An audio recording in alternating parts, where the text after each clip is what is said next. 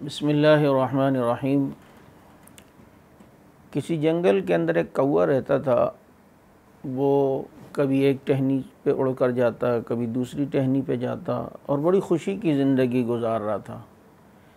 ایک دن اس کوے کی ملاقات اتفاق سے ہنس سے ہوئی تو اس کو دیکھ کر حیران ہوا اور کہنے لگا، یار میرا رنگ کالا ہے اور تمہارا رنگ گورا۔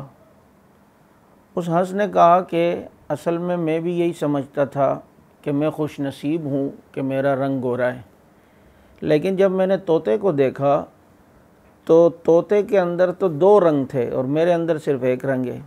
تو یہ کوا اس تجسس میں طوطے کے پاس گیا اور طوطے کو دیکھ کے کہا کہ میری ہنس سے ملاقات ہوئی اور وہ تو تمہاری زندگی پہ فخر کر رہا تھا کہ جی اس کے دو رنگ ہیں اور میرا ایک ہی کلر ہے۔ طوطے نے کہا کہ میں بھی یہی سمجھتا تھا کہ دنیا کا سب سے خوبصورت پرندہ میں ہی ہوں، خوش نصیب میں ہی ہوں، لیکن جب میری مور سے ملاقات ہوئی تو مور کو جب میں نے دیکھا تو اس میں تو کئی رنگ ہیں۔ تو میں سوچنے لگا کہ مور اس وقت دنیا کا سب سے خوبصورت اور خوش نصیب پرندہ ہے کہ جس کے کئی رنگ ہیں۔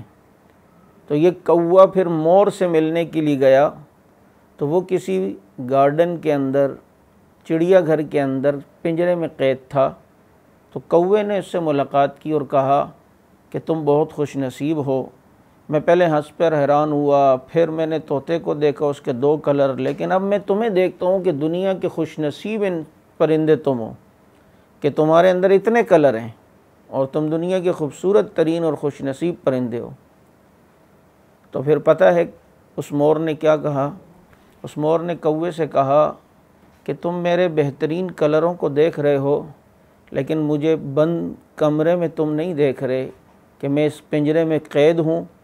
ٹھیک ہے، ہزاروں لوگ مجھے دیکھنے کے لیے آتے ہیں، لیکن جو میرے دل کی کیفیت ہے، جو میرے اوپر بیت رہی ہے، وہ میں ہی جانتا ہوں۔ میں تو ایک کوے تمہاری زندگی پہ فخر کرتا ہوں، جہاں چاہتے ہو مرضی اڑ جاتے ہو، جہاں چاہتے ہو چلتے جاتے ہو، کبھی ایک شاخ سے دوسری شاخ پہ بیٹھ جاتے ہو۔ تو وہ کوا مور کی اس بات پر حیران ہوا اور اس کے دل میں خیال آیا کہ واقعی مور سے تو میں بہت زیادہ خوش نصیب ہوں کہ مجھے آزادی تو ملی ہی ہوئی ہے۔ یہی حال آج ہمارا دنیا میں کہ ہم جب کسی دوسرے کو دیکھتے ہیں اور اپنی زندگی کا موازنہ دوسرے کی زندگی سے کرتے ہیں تو ہمارے اندر ناشکریوں کی عادت پیدا ہوتی ہے، اور ساری زندگی ہم اسی موازنے کو کرتے کرتے جو ہمیں اللہ تعالیٰ نے صلاحیتیں اور جو کوالٹیز اور جو نعمتیں اللہ نے ہمیں دی ہیں، ہم اس سے بھی لطف اندوز نہیں ہوتے، ہم اس سے بھی فائدہ نہیں اٹھا رہے ہوتے، ہم اس زندگی کو بھی انجوائے نہیں کر رہے ہوتے۔ تو اس لیے اپنے سے ہمیشہ کم درجے والے کو انسان جب دیکھتا ہے تو اس کے اندر شکر کی عادت پیدا ہوتی ہے۔ جب اپنے سے بڑے درجے والے اور بڑے پیسے والے کو آدمی دیکھتا ہے تو اس میں ناشکری کی عادت پیدا ہوتی ہے۔ تو اس لیے آج اسی کوے کی طرح اگر ہم نے دوسروں کو دیکھنا شروع کیا تو شاید جو اللہ نے ہمیں نعمتیں دی ہیں ہماری نظر اس پر نہیں جائے گی اور ہمارے دل میں ناشکری پیدا ہوگی۔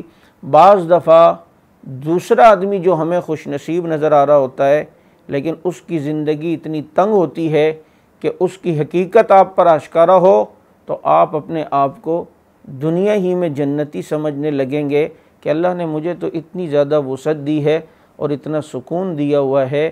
آج محلوں میں رہنے والے شاید اتنے پرسکون انداز میں نہیں سوتے جتنا دن بھر کا مزدوری کر کے تھکا ہارا رات کو اپنی چارپائی پر سکون کی نیند سوتا ہے۔ آج وہ جو گولیاں کھا کھا کر بھوک لگاتے ہیں پھر بھی انہیں پیزا اور فاسٹ فوڈ میں وہ مزہ نہیں آتا جو ایک غریب کو اپنی دال روٹی کے اندر مزہ آتا ہے۔ اس لیے اپنے سے نیچے درجے والے کو دیکھیں، شکر کی عادت پیدا ہوگی، ناشکری نہیں کرنی چاہیے۔ اللہ تعالیٰ نے ہمیں جو کچھ دیا ہے اس پر اللہ کا شکر ادا کریں، اللہ تعالیٰ ہمیں مزید عطا فرمائیں گے۔ سائیکل والا موٹر سائیکل والے کو نہ دیکھے، موٹر سائیکل والا کار والے کو نہ دیکھے، ورنہ ناشکری کی عادت ہوگی۔ اللہ نے جو ہمیں دیا ہے ان نعمتوں پر ہم غور کریں تو اللہ تعالیٰ کی شکر کی عادت ہمیں نصیب ہوگی۔ اللہ رب العزت نے جو نعمتیں ہمیں دی ہیں اللہ تعالیٰ ان میں برکتیں عطا فرمائے اور ہمیں اس پر شکر ادا کرنے کی توفیق عطا فرمائے۔ وآخر دعوانا الحمدللہ رب العالمین۔